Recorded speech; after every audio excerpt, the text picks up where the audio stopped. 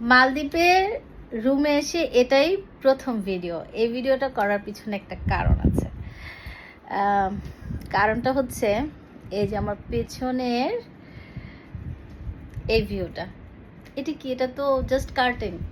ঠিক আছে, তাহলে চলো দেখি কার্টেন নাকি। ঠিক আছে। হ্যাঁ, আমার ঘড়িটা খুললাম, এখনো কিছু দেখা যাচ্ছে না। এখন বোঝা যাচ্ছে? ওয়াও, মাশাআল্লাহ, কত সুন্দর সমুদ্র। সবাই বিচে চলে আসছে, সবাই না মানে অনেকেই বিচে চলে আসছে। এটা দেখো দূর থেকে আমার রুমের ভিতর থেকে কেমন দেখাচ্ছে।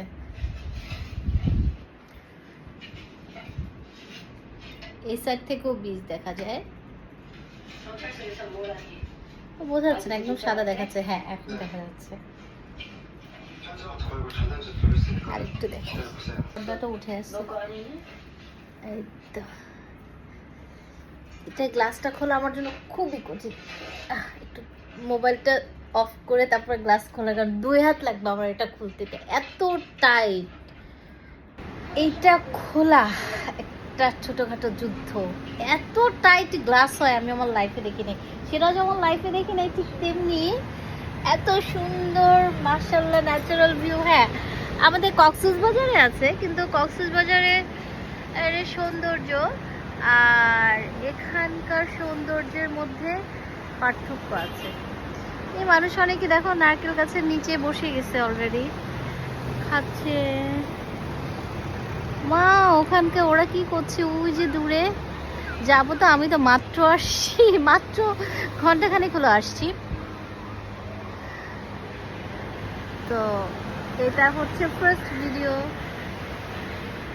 এখানে অবশ্যই একটা চেয়ার আছে, জাস্ট একটাই চেয়ার। এখানে একটু বসি।